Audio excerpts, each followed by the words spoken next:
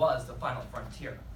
I'm here to tell you that it wasn't our mountains nor our oceans that is the final frontier, but that space is our final frontier. Okay, so who have heard the phrase space, the final frontier, before this TED Talk? Show me with hands, don't be shy. Okay, so I see some of you had not, and that's okay. The phrase of space, the final frontier, was written by a man for a TV show that had 2 pilots, 3 seasons, and took place in the 23rd century, but made its way to the 21st. And that man's name was called Gene Roddenberry, the creator of Star Trek, a fictional TV show where humans, Vulcans, and other alien species came together to explore space. There we go. And now, the reason why I say of this fantastic series and the man is because there's some sort of techno-link between Roddenberry and some of the creation of our devices now. And before I get into the facts, how many of you have a cell phone? Oops, wrong one. There we go. Your cell phones are a type of communicator. Now, would that be nice if we had gold plating on our phones? Nice and expensive. These communicators, like our phones, would create intergalactic contact between Captain Kirk and the crew of the USS Enterprise. And now, we weren't all that great with technology back then, so our first cell phone was literally a brick. You see the resemblance?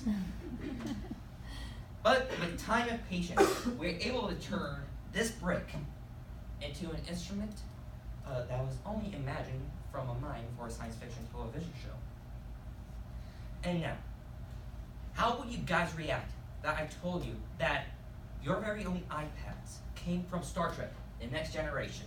It's probably something like this. Mind's blown, right? Now this is a pad, a mini computer that holds data, duty roster, and recommendations for the captain of the Enterprise D. And this is what we are familiar with, the iPad. Just like the pad is a mini computer, but thanks to the power of the internet, gave us cats playing the piano. Why? But the pad was revolutionary because in Star Trek, in the 24th century, it was the first ever handheld touchscreen. And in the 21st century, the iPad was just like that. And this is Geordi LaForge. He's a character from The Next Generation who was born blind.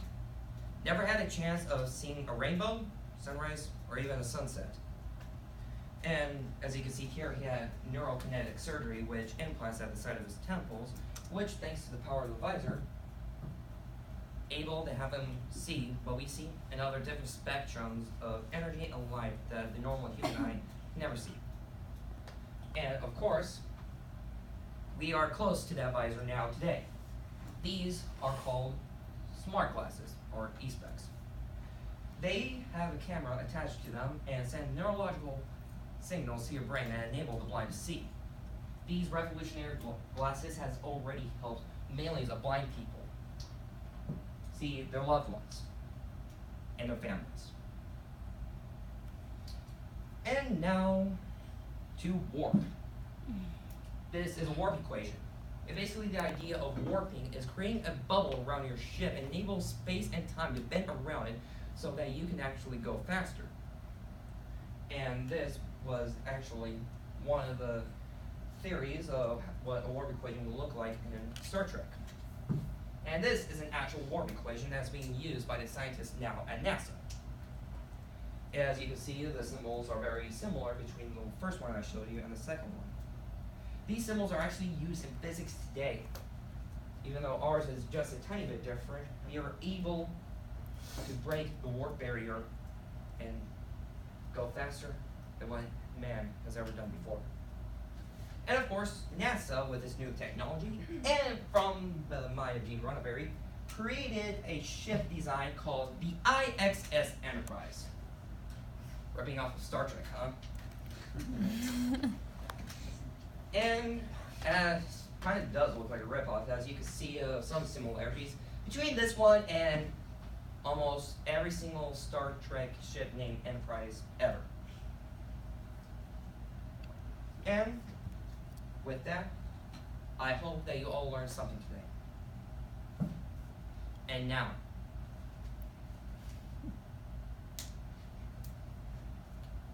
we are able to thank you, Internet. Now we are able to explore our final frontier. To seek out new life and new civilizations. Our ultimate goal is to boldly go where no one has gone before. Thank you.